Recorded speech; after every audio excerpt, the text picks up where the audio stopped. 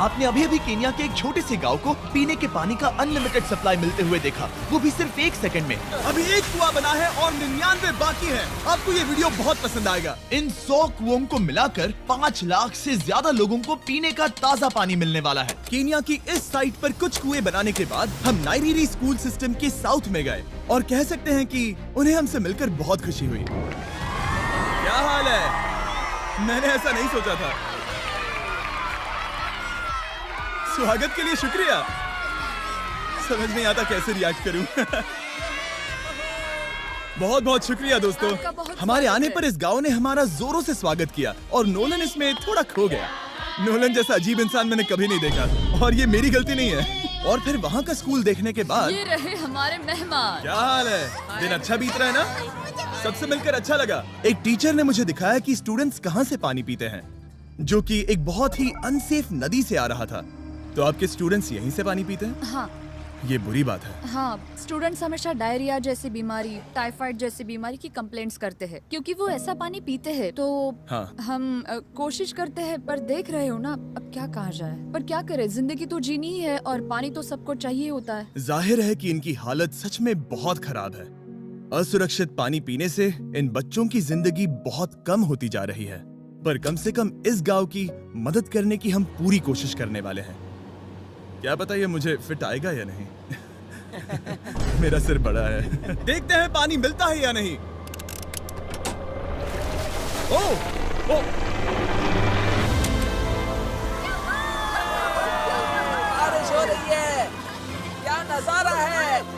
पानी जमीन से बाहर आने के बाद उसे ऐसे बैरल्स में इकट्ठा किया गया और बैरल्स को वाटर टावर्स पर लगाने के बाद आसपास के गांव के लोगों के पास सिर्फ पीने के लिए साफ पानी ही नहीं था, पर एक प्रेशराइज्ड वाटर सोर्स भी था, जिसका मतलब है कि लॉन्ड्री के लिए सुरक्षित पानी भी मिलेगा। और खींचो। मुझे बताओ ये नोलन की मॉम से कितना हैवी है? नोलन की मॉम से दुगना। ओह गॉड। मैं तुम्हें यहाँ से धकेल दूंगा। ठीक है, इसे अब यहाँ रख दो।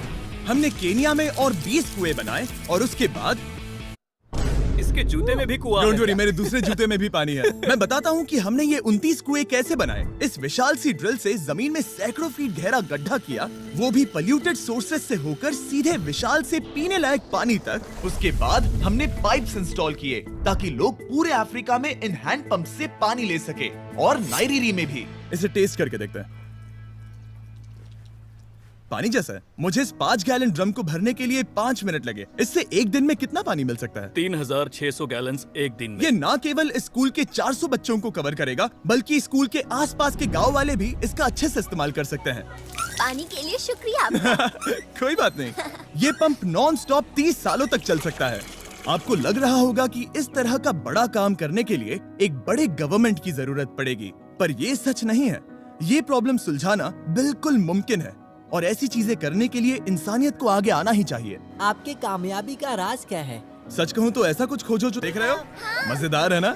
जरा ऊपर देखो, वो रिकॉर्ड कर रहा है। ठीक है, मैं इसे करीब लाने वाला हूँ। ठीक है। हाँ, तुम खुद को देख सकते हो। हम इस गांव के लिए भी कुआं बना पाए, इस गांव के लिए भी और इन दूसरे 12 गांवों के लिए भी।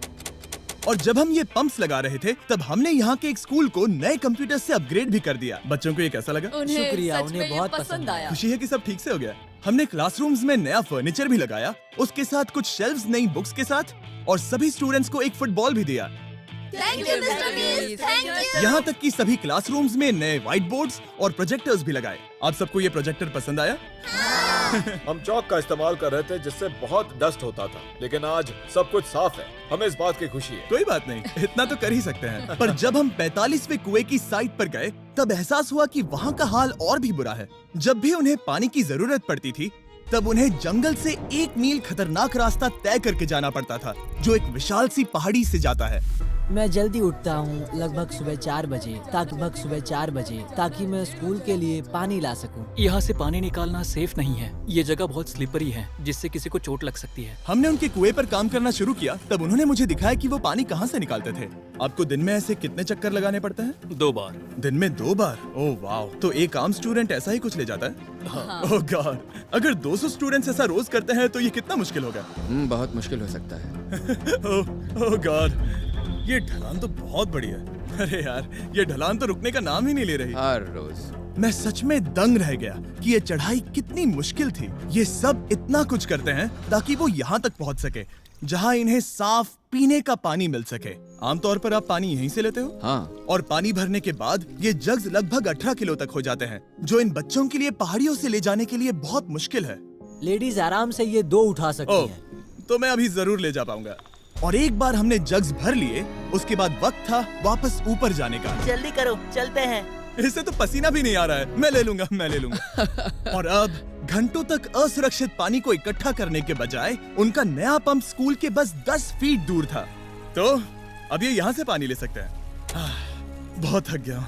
और फिर हम गए हमारे अगले गांव में, जहां हमने बनाया हमारा 46वां कुआं। पर हमें एक प्रॉब्लम से गुजरना पड़ा। हमने देखा कि ये गांव आधे से बटा हुआ है, वो भी इस खतरनाक सी नदी से। ये अभी इतनी खतरनाक नहीं लगेगी, पर जब बारिश का मौसम आता है, पानी ऊपर तक आकर इस पुल को पूरी तरह से निगल लेता है। और ये पुल इसलिए इतना जरूरी है क्योंकि वहाँ जो गांव है, वहीं पर सभी हॉस्पिटल्स और स्कूल्स हैं, इसलिए यहाँ से रोज गुजरना पड़ता है। ये खतरनाक है, लेकिन इस पुल के अलावा इनके पास और कोई ऑप्शन नहीं है। जब ये नदी उफान पर होती है तो ये किसी को भी बहा ले जाती है, लोग, स्टूडेंट्स, यहाँ तक कि जानवर भी। हाल ही में इस नदी को क्रॉस करने की कोशिश में हमने 3 लोगों को खो दिया। इस तरह किसी की जान जाना पागलपन है और हम इसे स्वीकार नहीं कर सकते। और जिस पल हमने इस बारे में सुना, तब हमें मदद करनी ही पड़ी।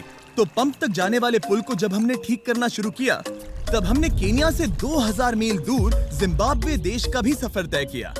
अफ्रीका में आए 1 हफ्ते से ज्यादा हो गया है और अब भी कई पंप्स लगाने बाकी है। तुम में से बदबू आ रही पर है। मैंने सुबह ही शावर लिया था। बात होते ही मैं हाथ नीचे ले लूंगा। इस काम के लिए मैं तुम दोनों पर भरोसा कर सकता हूँ? हाँ। हमें सबसे पहले एक लोकल हॉस्पिटल की जांच करनी थी, जहां साफ पानी की सख्त जरूरत थी। अंदर जाने पर हमें पता चला कि इस क्लिनिक की इस गांव को कितनी जरूरत थी। 1 साल में यहाँ पर कितने बच्चे जन्म लेते हैं? 1 महीने में करीब 50। इसका मतलब 1 साल में पूरे 600। वाह!